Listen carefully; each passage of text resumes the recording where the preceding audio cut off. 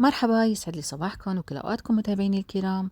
وصفتنا اليوم معمول السميد بطريقة سهلة وسريعة وكتير كتير طيب وهش وبيدوب التم، وبنصحكم تجربوه. وهلأ تابعوا معي الفيديو للأخير وانتبهوا على كل المراحل.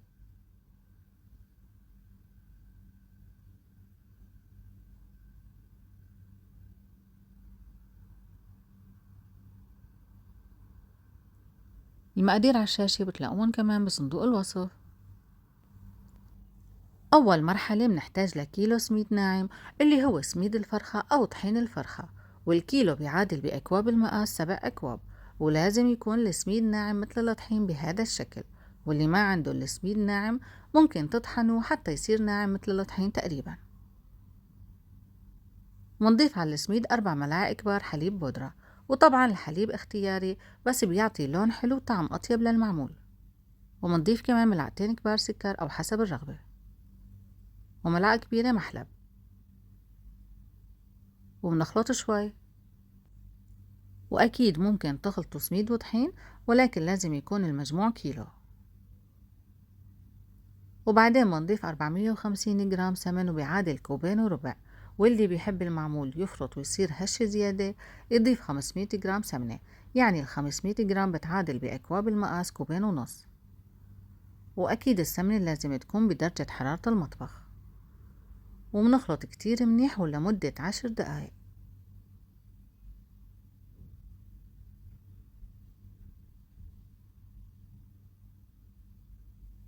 طبعا هاي المرحلة كتير مهمة حتى تتفتح حبة السميد.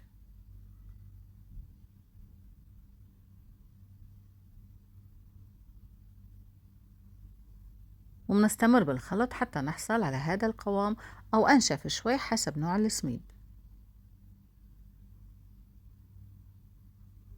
وبعدين بنضيف ملعقتين كبار ماء زهر، طبعا الماء زهر اختياري.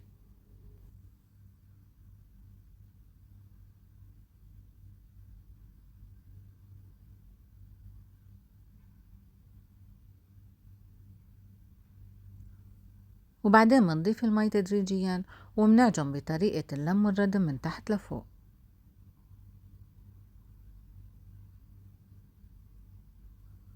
ونحن عم نعجن رح تلاحظوا بأن العجين بدأ يتماسك ويلم على بعضه.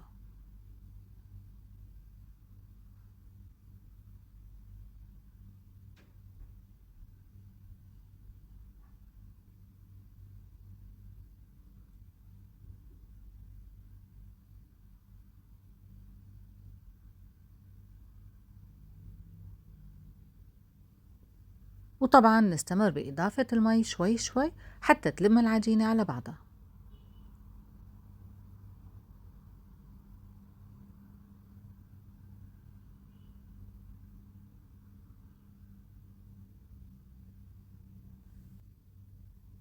وهيك العجينة صارت روعة واحتجت تقريبا لنص كوب مي. وطبعا انتم ممكن تحتاجوا أقل شوي أو أكتر شوي حسب نوع السميد. وبنترك العجينة ترتاح لمدة 15 دقيقة بس، وطبعا ما بتحتاج ترتاح كتير لأني استخدمنا سميد فرخة. وبعدين بنحضر الحشوة وبنحتاج لكيلو تمر مطحون. وبنضيف على التمر ملعقة كبيرة قرفة، وملعقة صغيرة هيل مطحون، وملعقة صغيرة سمنة، وملعقتين زيت، وملعقة كبيرة ماء زهر اختياري. وبنعجن كتير منيح.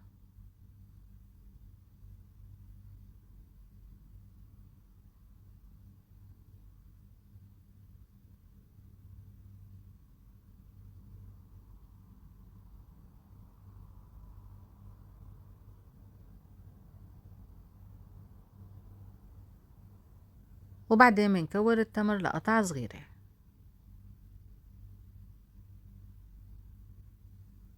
ومنحطها بطبق ومنكور الكمية كلها بنفس الطريقة.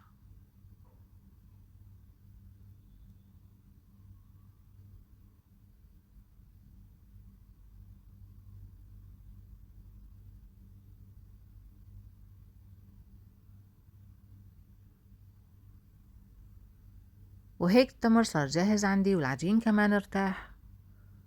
وبعدين بنحتاج لصينية وبنبدأ بالتشكيل. ومناخد قطعة من العجين ومنكورها ومنفتحها بهذا الشكل.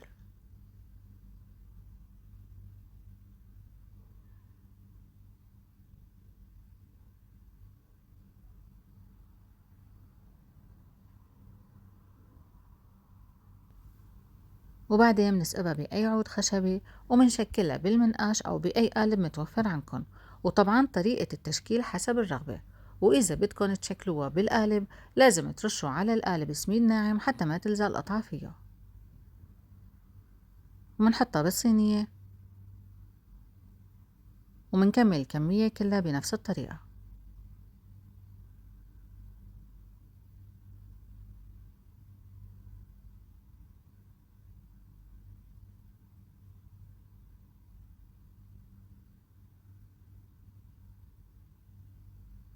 وإذا كان الجو عندكن كتير حار والعجينة ساحت بين إيديكن، حطوا العجينة بالبراد لمدة 5 دقايق. وطبعا طريقة النقش حسب الرغبة، يعني انتوا فيكن تنقشوها بالشكل اللي بتحبوه.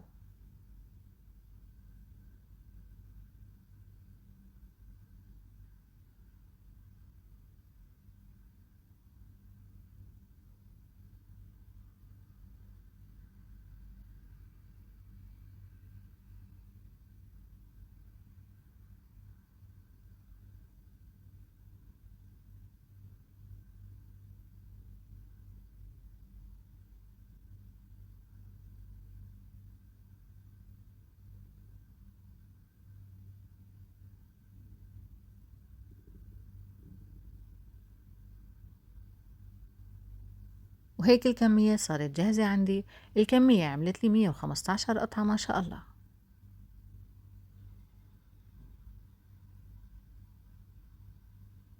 وبعدين على الفرن، ومنحطهم بالفرن المحمى مسبقا على الرف الوسط وعلى أعلى درجة حرارة، والنار من تحت وفوق أو من تحت بالبداية وبعدين من فوق حسب الفرن اللي عندكن.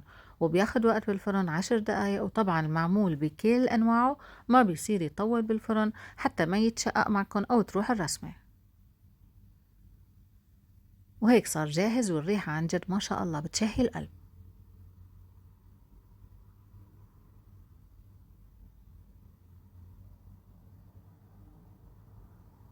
ومنتركن يبردوا بالصواني كتير منيح، وطبعا ممنوع نلمسن حتى يبردوا. وبعد ما يبرد المعمول كتير منيح لاحظوا شكله ولونه.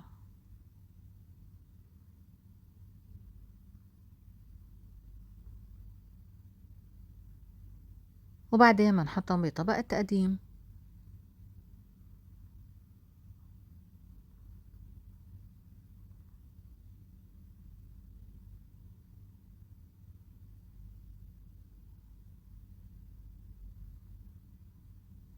ومنزينهم برشة سكر بودرة اختياري، وبيتقدموا صحة وألف عافية.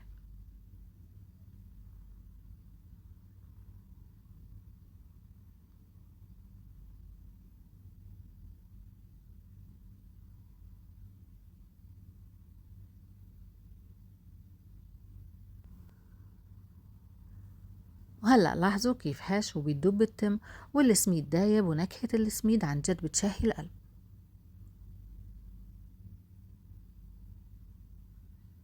وهي قطعة تانية كمان عن جد ما شاء الله كتير كتير طيب، وبنصحكم تجربوه.